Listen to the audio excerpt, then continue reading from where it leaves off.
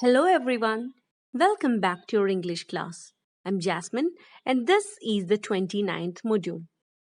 In this module, we are going to continue with the chapter The Enemy written by Paul S. Buck, taken from the book Vistas. In the previous module, we have discussed the background of the story and about the author. Now let's begin reading the story. As you read the first paragraph of the story, you can see the writer introducing the main character of the story, that is Dr. Sadao Hoki, a Japanese doctor. Dr. Sadao's house was situated on the coast of Japan. He had been living there since his childhood. The house had a low height and was made of stone. It was set upon the rocky beach, which had a boundary line made with pine trees that were tilted towards one side. When Dr. Sadao was a child, he would climb up the pine trees. On his visits to the South Seas, he would see men do so in order to get coconuts from the trees. He would accompany his father to the islands of the South Seas often. His father would point towards the islands and would say that those were the stepping stones towards the future of Japan. Dr. Sadao would question him childishly that where would they reach from those islands. His father would reply that it was not known as it depended on the future of the mankind. He further tells that the future has no limit and it is dependent on how people or mankind shapes it. As you move on to the next section, you can see Sadao retained all the things that his father would tell him as a child. His father never played or joked with him. They shared a mature relation, and his father underwent a lot of hardships to bring him up. Sadao knew that his father was concerned about his education. He was sent to America at the age of 22 to study surgery and medicine. He returned at the age of 30, and before dying, Sadao's father saw Sadao become famous not only as a surgeon but also as a scientist.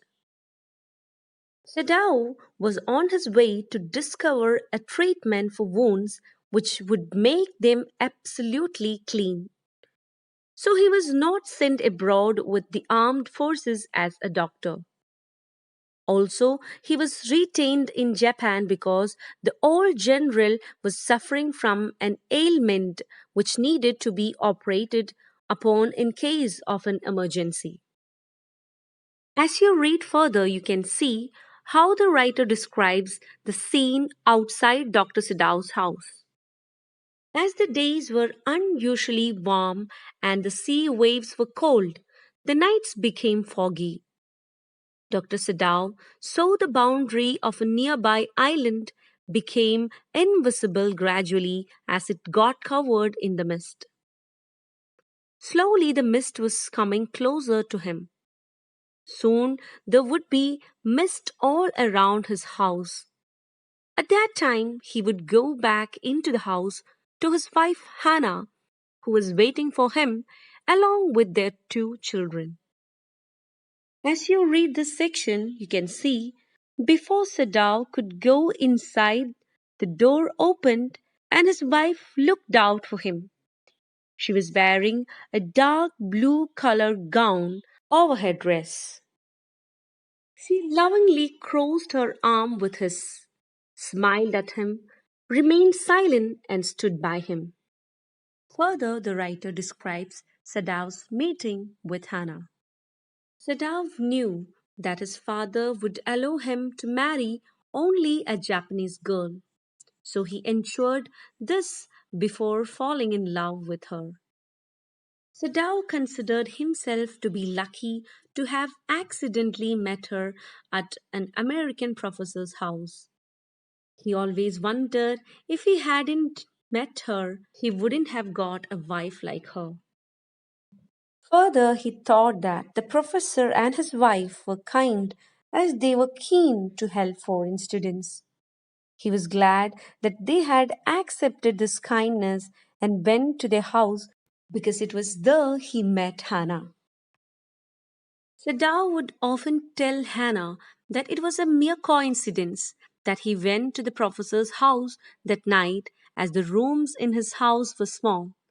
The food was not good, and the professor's wife was very talkative. If he had not gone there that night, he would not have met Hannah. At that time, Hannah was a new student. Sadao had thought that he would love her if at all it would be possible for him. There are two new words coming in this section. The first one is Haori, which means a loose outer garment.